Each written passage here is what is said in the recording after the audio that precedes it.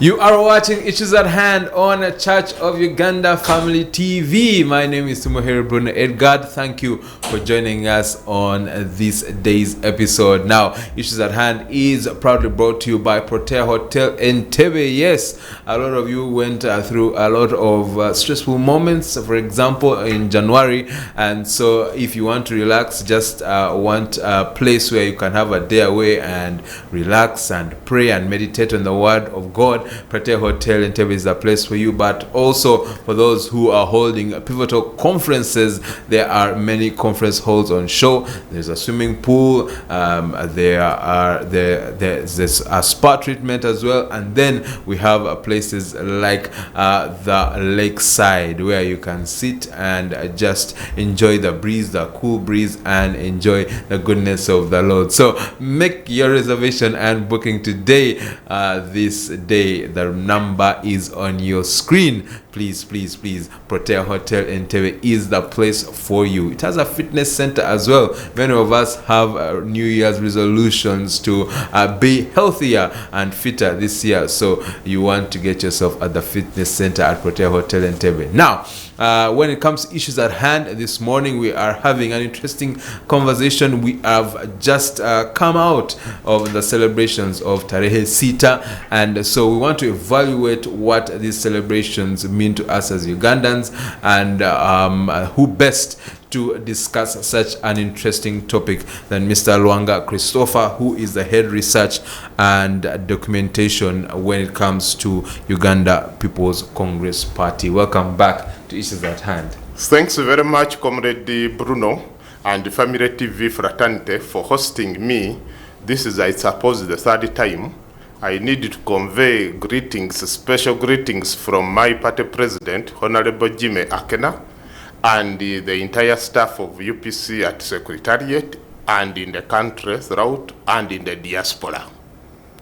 Now, of course, like you've just mentioned, you have strong ties with Uganda People's Congress Party, but you're a person who has been through all walks of life when it comes to this country. So we would like to know, for those of us who may not be aware, what is Tarehe Sita and what does it mark here for Ugandans?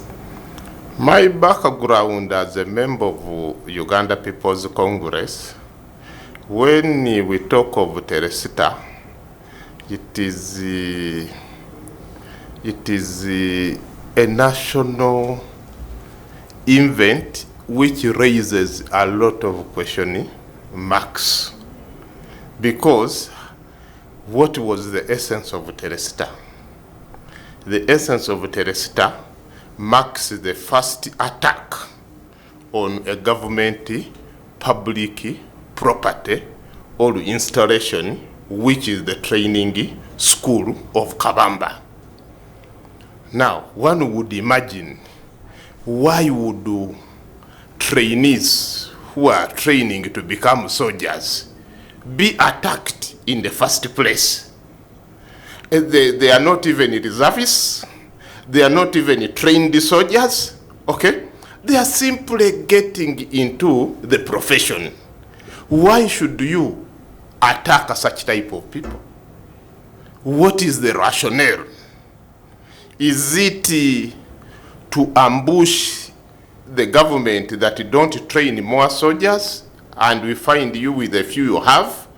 Okay, so then what could be the motives? This now drives us to finding out the motives why they decided to attack Kabamba. And the motives for attack of Kabamba goes directly to the campaign platform which Uganda Patriotic Movement launched. And that campaign platform was, if there is any tampering with the elections of 10th December 1980, we are going to the bush to wage a war. That in itself explains why trainees in Kabamba were victims, because these are election matters which are purely administrative, purely political. They have nothing to do with the military solution. Then out of blue, the barracks is attacked as a promise of the campaign platform. Now, one needs to establish, was elections rigged or not rigged? And if it is rigged, does it warrant war? Okay. And why are you fighting Obote? It is not Obote and UPC who organized the elections. It is the military commission which organized the elections. And the elections were organized on 10th December 1980. Dr. Apollo Milton Obote and his government was sworn in on 15th December 1980. Come 6 February 1981, a war is erupting out. So, have you exhausted all avenues of handling election matters? And if anything, election matters are better handled through tribunals, through courts of law. Have you exhausted? And if you have exhausted, have the court told you now it is up to you to do what you want to do? We had not exhausted anything. And in this context, war would have been the last resort. So, when you talk about Tarehe Sita Day, it is important to celebrate it because it helps us to bring out all the underlying issues on the table. Okay? Yes, if you waged a war on Kabamba military training on the pretext that elections were rigged, ever since you took over power, have you organized better elections? Isn't UPC more grieved with the elections they are seeing today? Isn't DP more grieved with the elections they are seeing today? Isn't NRM more grieved with the elections they are seeing today? But should they also hold the AK-47? No. That simply challenges our statehood, our nationhood. That had we matured, we had not matured. Several countries have organized elections, and elections have had petitions. Even in America, okay, there was some serious elections in Florida which was settled in the courts of law. But you could not hear Americans that we are starting to produce popcorns. Tanzania here has organized elections, no popcorns. Okay, what they can only have is electoral violence. But after that, things subsidize. So, I would like everybody to celebrate Tarehe Sita, but as a point of reference, which makes us to reflect. Where are we? Okay? Because, Comrade Bruno, you may be young. Idi Amin took over from 1971 to 1979. To engage Idi Amin and to uproot him, it meant that police collapsed of Idi Amin, army collapsed of Idi Amin, civil service collapsed of Idi Amin, infrastructure collapsed of Idi Amin. So, anything to do with the 79 and 80 was to rebuild a very delicate situation, very fragile. Even the politics was too fragile that our land professor, Yusuf Chironde Rule, only stayed in power for 68 days. Bina Yisa took over and went for not more than, I think he took over in June 1979. By May 1980, he was out of power. Okay, then the military commission took over. The situation was very delicate. It required a lot of players. It did not require extreme politics. It required the full maturity, okay? And in any case, the sort of elections which we are having at that time, it was parliamentary. By parliamentary, it is different from the presidential system we are having, that you go directly and you vote for a party president, for your president. We are voting for MPs, okay? And it is a party with the biggest number of MPs which forms a government. Now, this war was centered in Luwero Triangle. Luwero Triangle was won by Democratic Party, which was the main opposition political party, with over 95% or 99% seats. Now, What complaint did the Luwero people have? Where did they generate that annoyance? Where did they get that anger to become the epicenter of the insurgency? All their candidates won. All their MPs won. And the DP won. Now, what anger are they getting? Okay? If they did not, if they were defeated elsewhere, where are they generating the anger? This is something which we need to revisit. And it is very unfortunate that all the players who participated in 1980 elections, all of them are gone except one person. And this is the current leader. Joshua Mayanja Nkanji is gone. Dr. Polobito Obote is gone. Dr. Paulo Kawanga Semogerere is gone. But we still remember vividly. So this remembrance, this celebration of Tarehe Sita brings us back to the drawing board. That yes, if you are saying elections were rigged and you went there to win a war and you organized better elections, are we more comfortable with the commercialized elections? Are we more comfortable with the elections where you need to kneel and to ask permission to campaign? Are we more comfortable with the elections where police has to tell you, don't hold this rally because we feel that State Square is not for politics? Okay? And yet, the rebuilding of Uganda, all the getting of independence, it was mainly at Queen's Way and State Square and even Car Park, where people could just assemble spontaneously and start talking that literature which threatened the white man. And then from there, some daring politicians could now say, if you are saying we are not entering this hotel because it is for Europeans, we are entering. Okay? We are going and some were arrested. Now, having come through that legacy, and we delivered, and people touched peace, and people enjoyed the peace, these sort of impediments raise a lot of question marks on the rationale of Tarehe Sita, on the importance of Tarehe Sita. Yes, where is the full democracy people want before we talk any other aspects? And on the subject of reflection, you spoke about it gives us opportunity to reflect, and that's the same theme that the theme of the day went with, because the theme was recognizing the sacrifice of the founders of the People's Revolution for socio-economic transformation. What does that theme bring to mind?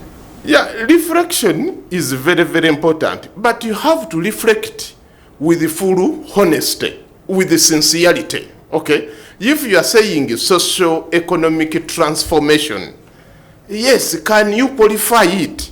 Okay? Can you qualify it? How many of your citizens are having breakfast, lunch, and supper? Okay? How many of your citizens are having that? You are talking about social transformation. Fine. Let us have it. Let us feel it. Let us walk with it. Let us breathe with it. Let us sleep with it. Let us wake up with it. That is the social transformation. Now, the social transformation which we have been trying to feel, okay, you have now realized that it hasn't connected. Why it hasn't connected? Massive unemployment. Okay? Why it hasn't connected?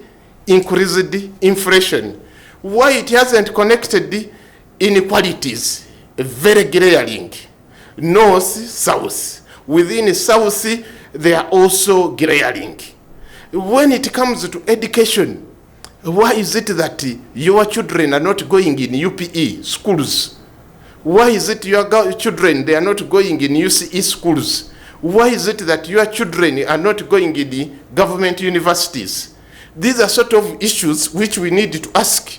And on the backdrop that, yes, Tarehe Sita happened some 42 years ago. You have been in power some 36 years ago. Uganda has already had independence for 62 years, but hadn't we seen any better life? we had seen some better life as a country. Now, that is where there is a big challenge. You will not talk social transformation unless it is touched, unless it is seen, unless it is tested, unless it is enjoyed. Okay? But of course, like you stated, the government, especially because Tarehe Sita is tied to liberation for this country, so that there's a platform for socio-economic transformation. And the government will state that, well, we have seen advancement in the education sector, we have seen new infrastructures being put in place, we have seen the liberalization of the economy that has allowed businesses and investment to come into the country. So there are achievements to point to when it comes to the consequences, the positive consequences of this Tarehe Sita liberation. I'm sorry, I may not buy your line entirely. And why I'm not buying your line entirely is that the Tarehe Sita day and the eventual fundamental change, which was supposed to be ushered in on 26 January 1986, is linked with what you can call the 10-point program. And the 10-point program, after some time, it was expanded, okay, to 15-point program. And the point number 6, if I'm not mistaken, is talking of a self-sustaining, independent economy with backward and forward linkages, okay? Now, when you just take that statement alone and you ask, is our economy independent? That one, they got it wrong. You cannot have an independent economy. We have to be interdependent, okay? 2, are we having an economy with backward and forward linkages? We are not having it. What do we mean by backward and forward linkages? It means this. I'm a cotton grower in Musoga. I produce my cotton. I take it to the ginnery. The ginnery does the ginning and does the manufacture of soap directly there, of cotton seed cake directly there, of cooking oil directly there, and then it sends to Lila spinning mill, or it sends to Muruko. And Muruko does the threading and what have you, and the material is ready. Then that material which is ready is taken to Yugiru or to a tailor, and a shirt like this one of mine is made. You see a whole chain now linked, but most of that linkage now is not there. Most of that linkage is not there. So you cannot tell me that you are chasing really the socio-economic transformation when the key point in the 10-point program of backward and forward linkage is lacking, is not seen, is not practiced. Then of course also Uganda has a background of an agriculture economy, and its salvation is how we perfect agro-processing industries in relation to agriculture. That is where the direct linkage comes in, and then the value addition. Now, how much you are near Nakasero, how much tomato go rotting in the Nakasero market, how much cabbage go rotting in Nakasero market, how much maize go rotting in the gardens. Where is that self-sustaining propelled industry? Where is that independent economy? Where is the backward and forward linkages? If anything, we are seeing one direction only. Okay, so there they need to do back to, they need to go back to Tarehe Sita and ask questions that our industry, our industrialization is not pulling us to a desired level we wanted. It is not taking us any far. And going back to what you explained about the difference, or the difference of an independent economy and an interdependent community economy, can you elaborate further on that? Yes, independent economy, it means you can make any good, decent decision minus peeping. What will America say? What will Britain say? You can take a decision, okay? And when you take a decision which is in the interest of your country, that is the independence. I can give you examples now. When this government was starting, they said we are going to delink ourselves from being involved, and we regulate. And as we regulate, we give opportunity for private sector to flourish. Now, who has told them to bring parish development model? Isn't it part of review that things are not very good on the grassroots? Who has told them to start firing a Scud missile to headmasters and the proprietors of private school that keep this school fees in this range?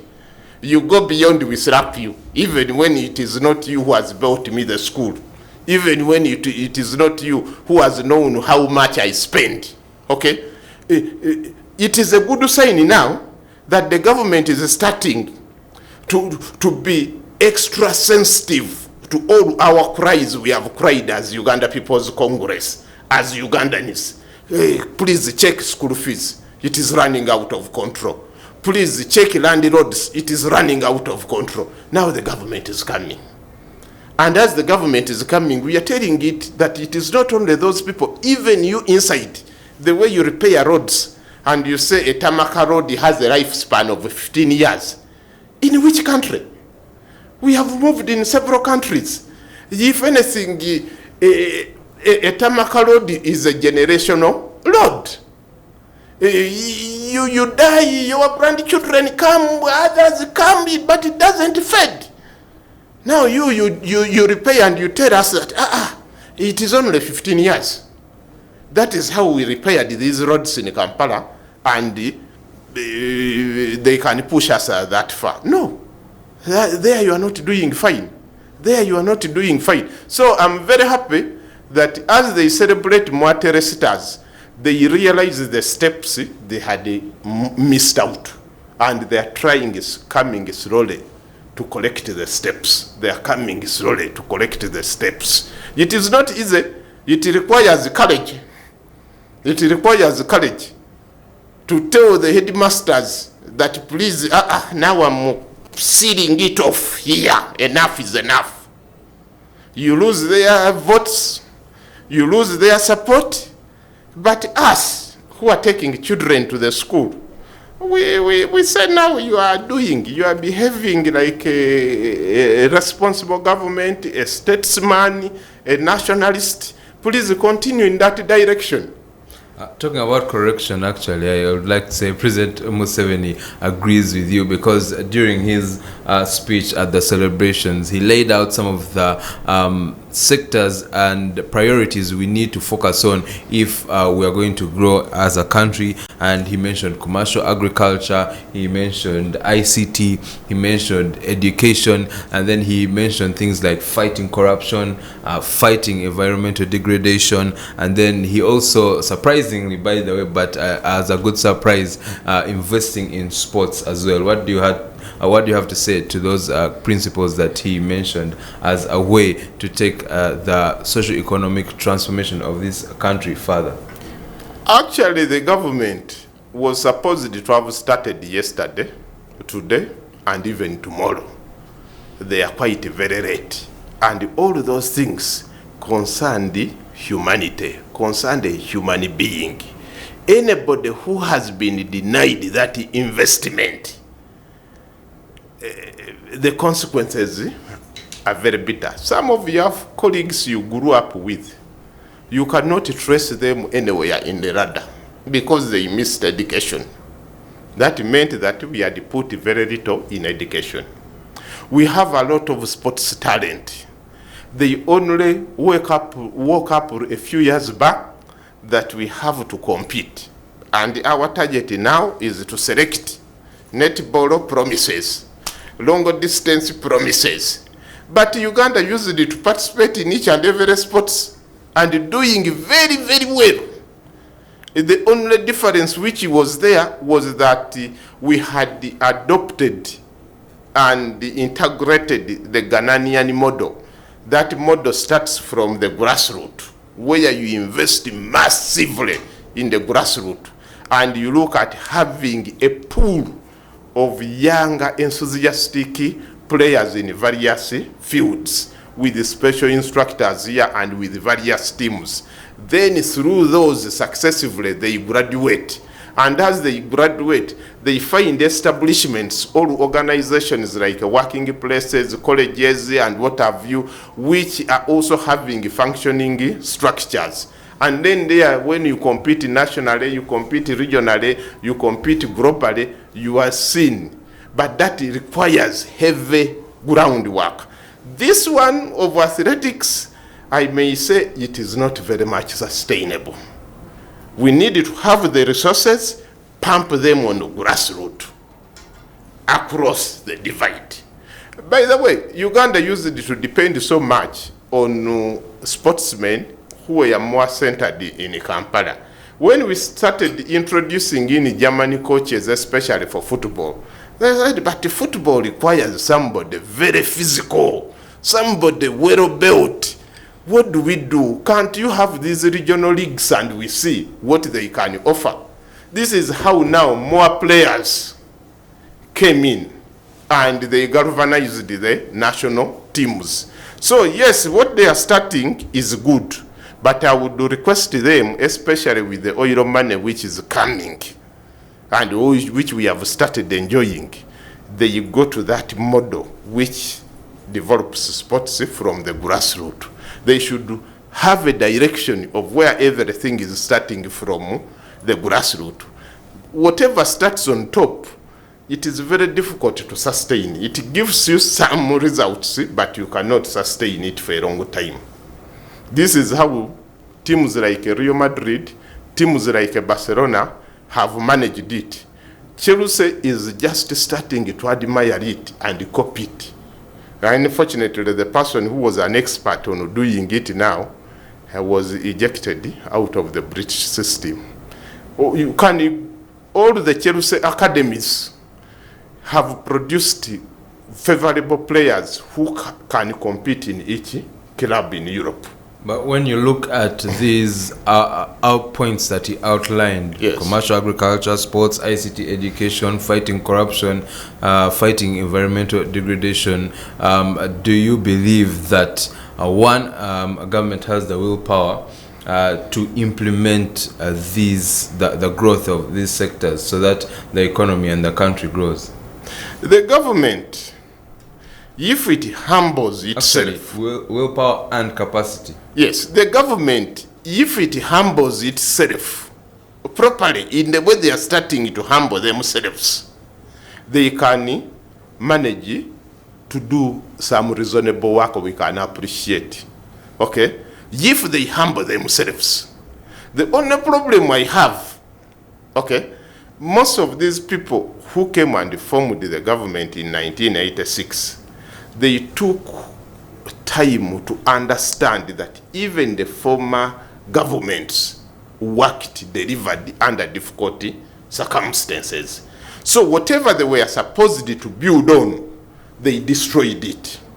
And in the process of destroying it, even the people who had that physical knowledge, that experience, got destroyed.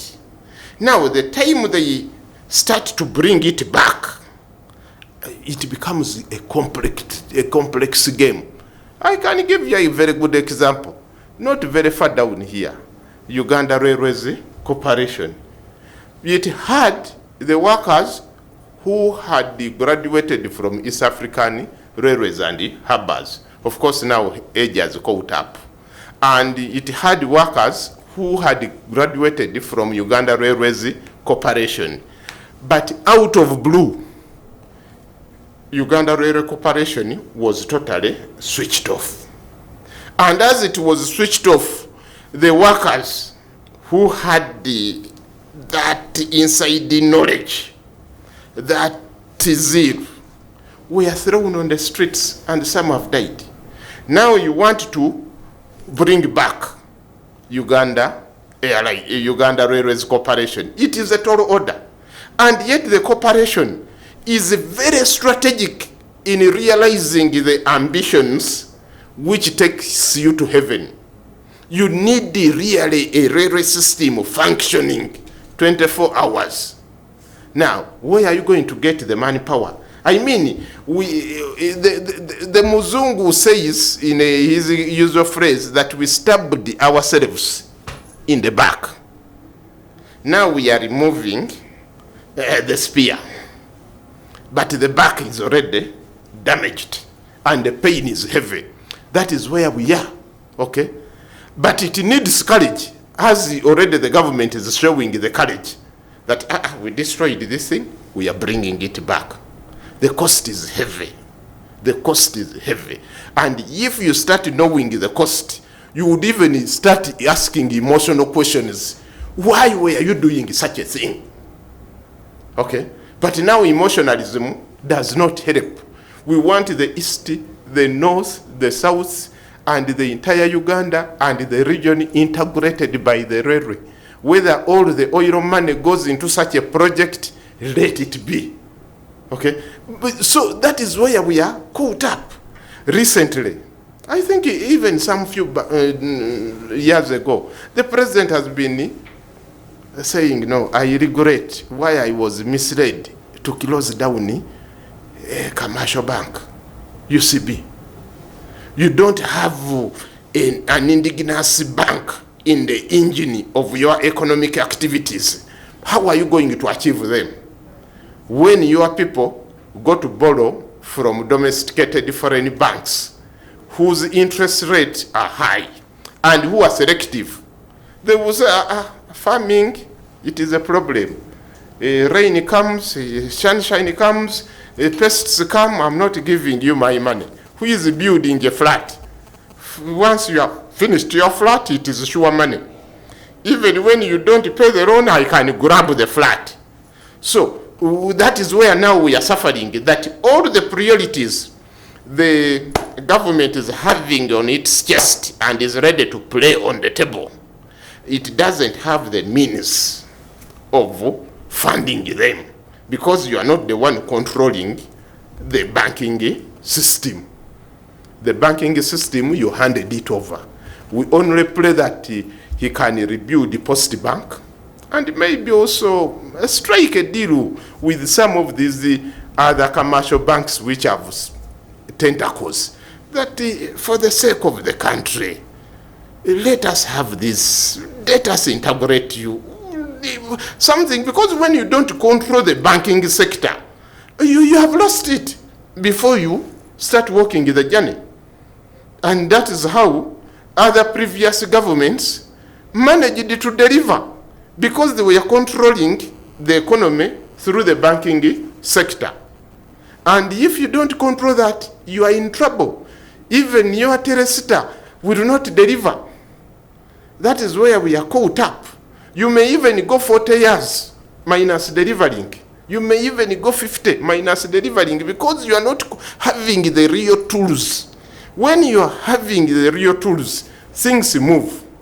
Indeed, things move, and we continue to have this conversation as we shall continue to evaluate how the celebrations went when it came to Tarehe Sita and what that means to us as Ugandans. We are evaluating the Tarehe Sita celebrations, and with me to do this evaluation is Mr. Lwanga Christopher, who is the head of research and documentation at Uganda People's Congress Party. Now, of course, something that is heavily related and heavily involved when it comes to Tarehe Sita celebrations is the army, the UPDF, especially since we have talking about we've spoken about the genesis of the celebrations and how it started with the war, of course, and now we have a lot of discussions to be had about our army, first on which is the relationship between the army and the people of Uganda, because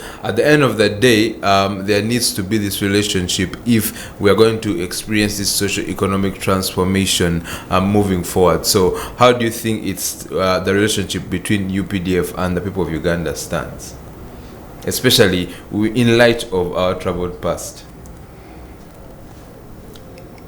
I think that is a very difficult question.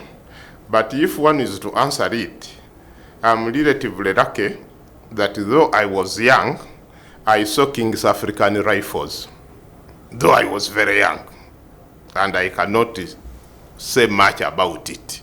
But King's African Rifles was transformed to Uganda Army from around 1966 to 1971. At least that one I saw. Okay.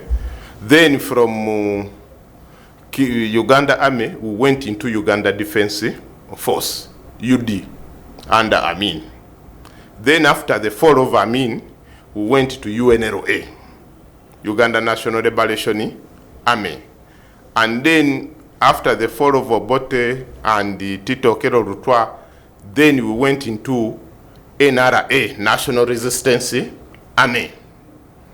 And in 1995, when the new constitution was proclaimed at Constitutional Square, we now got Uganda People's Defense Forces. But successively, as we are having new armies, even their culture change. You could never see a member of King's African Rifle on the streets with a gun. You could never see a member of Uganda Army with a street or on the street with a gun. If anything, you could only see a police person putting on a trouser, I mean a short like the one I'm putting on, with a baton. But isn't that because the nature of security risks and challenges have changed over time? No, this is what I'm trying to explain to you. And if you happen, let me say, to go to a country like Zambia, you will not even see any single soldier walking. You will only see police, paramilitary, and the national service. The army, you don't see it. Whatever they do is behind the scenes. Even their movements is programmed at night. You don't see the army. You only see the army when there is a real issue. Now, when it comes to Uganda, unfortunately, the army came in, but the army has taken long to weed off itself. What am I trying to say? Governments like in Zimbabwe, Mozambique, Angola, what have you, they were led by liberation movements. Those liberation movements did their job, and then they left the politics to flow and to subordinate themselves to the politician. Now here we are having a big problem. The soldiers who fought, the liberators who fought, they find it very hard to realize that it is the civilian, the public, who is their boss. They fought for us, and much as they fought for us, they are supposed to be subordinates. Now, being subordinate to a civilian authority, it gives them a bit of a problem, okay? And I think if they were understanding it, we wouldn't have had skirmishes like the ones we had in Parliament, okay? But those skirmishes were very much regrettable, okay? Then we wouldn't have these extreme skirmishes which happen, okay? Out of blue, an army man crashes you as if you are still in the bush, okay? The experience of the Parliament was not good.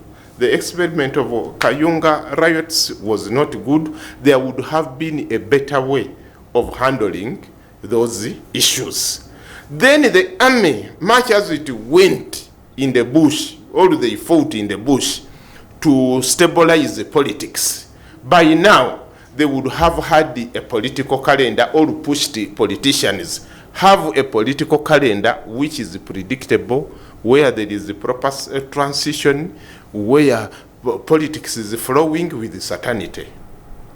Now, we don't have that certainty. You can be in parliament today, you are not very sure whether you are coming back the next day, the next cycle. Why? Politics has become too much commercialized. All our MPs in parliament are heavily indebted. If you fail to clear the loans, you have fallen off. And your friends are starting very early to campaign. And they have taken over the job of the government. They are the ones doing the Naikonto boreholes. They are the ones now starting schools, building, doing all infrastructure work which used to be for local government and central government, in the name that we are preparing for 2026, in the name that we are preparing for 2031. The military, which went to the bush, is seeing all that. The military is supposed to discuss it and say, this way, if things go like this, we are likely to have a big problem. Yes, they are supposed to, the military is supposed to be more cautious and to have special eyes, okay, of what is exactly disturbing a Ugandan. How can we lift the burden on a Ugandan? How can we make the Ugandan happy? They had promised us that they are going to be as productive as the Egyptian army. The Egyptian army is so much advanced in construction, in manufacturing of things. They are a big component of the economy. You talk about that, and during the celebrations, there was a call by leaders to for UPDF to get preferential treatment when it comes to receiving of awarding of government contracts, because they have shown in some of the projects that they have done that they can be excellent. For example, on the project when it comes to Nambole, it's the UPDF that's working on that, and on other projects. So is it time for us as Ugandans, as government, to say that where we have failed to implement projects, the army should come and take over the implementation of those projects? Yeah, if the government was clever enough, it can meet that objective by insisting on playing on a mixed economy. Okay? When you are playing on a mixed economy, you have a room for maneuver. The government can have its resources, okay, which are not donor funded. And with their resources, they can decide who can do the work. Now the government wanted to get the donor resources and call in the army to do the work. Now the donors are saying much of the work done by the army is classified. We are not going to follow up if there is anything which needs follow up. So don't touch our money and put it into your project. That now goes back to what I was telling you, that the government is supposed to have its own resources. And with its own resources, when it is independent, it can take independent decisions. But you cannot take an independent decision on donor money. You run into a problem. This is where I think we get stuck. Yes, if the army is productive and contributes to the economy, I have no problem with it. Okay, I have no problem with it. Let them get as more involved as possible. And as they want that culture of being more involved as much as possible, like for instance, prisons. Okay, prisons, they have their farms, they do a lot of carpentry, they do a lot of work. And let them also say, this time, whatever is to do with the development, it will not require to be classified. That one can now make us have a convergence point. But the moment they still insist that it is classified, there is a problem. People will say, the army is over misusing money. Yes, there is an experiment where the army is trying to move into operation wealth creation through agriculture. Let them try to fine-tune things. and make sure that they succeed and they can stand up and be counted. We need an army which is productive. Indeed. Now, Yes. very quickly, because it's something that is important for us to touch on, is during the celebrations as well, President Museveni came out to speak against torture by the army, especially torture, kidnaps, which have become a common thing here in Uganda. What do you have to say to that? I think it is very unfortunate that we are having these experiences. And these experiences we are having, I think it could be more with the security apparatus has been created. There is a lot of multiplication of agencies which overlap.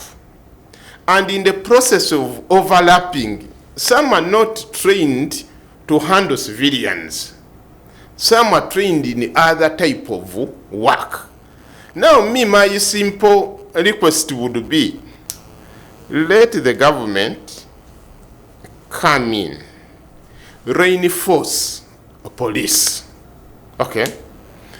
CID department, this special branch, okay, to be reinforced. Once they are well reinforced and well trained, they can manage some of these issues. Then when it comes to these other aspects which require some terrorism, which require somewhat, let them merge them, okay? Let them merge their security wings. Because the moment they don't merge, they don't know each other. For instance, if I go back to the days of, let me say, General Service Unit, which was headed by Akena Doko, and I think even the current president worked there, you could not know who is General Service Unit, who is a member of GCU, you could not know. But these people were thorough in investigating issues, and then they knew where those investigated issues, which desk is taken to. They don't raise a head. You could see only police, special branch raising a head. Now here, we have so many of them, and at times they may even be chasing the same thing at the same time. And that causes problems. Then the other aspect which is there, since we are coming from the background of the Bush politics, of the Civil War, some are still having a mentality that we are there. And since they are having a mentality that we are from there, even to handle you in a manner which is decent when you are a suspect, it becomes difficult.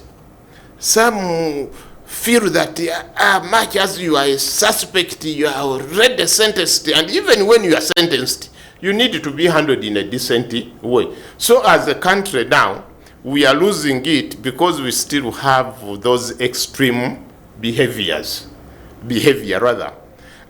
This arrest of civilians in extreme manner, drone, what? This is something which should not be entertained. Unless you are arresting somebody who is already known that is a real killer, is a terrorist, is like this man who died, whom America went and smoked out in Pakistan. Who is this? Bin Laden. Bin Laden. But even Bin Laden is also causing issues to the American citizen. The American citizen are saying, as America, we don't behave like that. Why did you go and slaughter a man like a chicken? Okay. So here now, it is an indictment to all of us. Let the people who are arresting handle people humanely. We are not benefiting. It is not helping us as a country when you handle your fellow human being in a harsh way.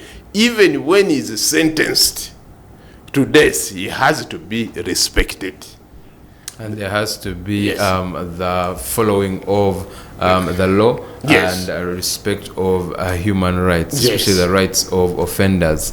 Thank you so much, Mr. Lwanga Christopher, for addressing this key issue and for helping us with the evaluation. And it has opened our eyes to what Tarehe Sita means for us as Ugandans, and when next year's celebrations come about, we can have something different to think about and celebrate when it comes to this pivotal day. And thank you so much for joining us on Issues at Hand today. The conversation always continues, and of course, if you are very, very touched by any of the discussions we have here, please feel free to reach out to us on Church of Uganda Family TV on any of our platforms, whether that's WhatsApp or Facebook, Twitter, Instagram, and we want to have the discussions with you as well. But thank you for joining us this day. We shall return on Friday. For now, it's time for us to get into a coffee break. God richly bless you.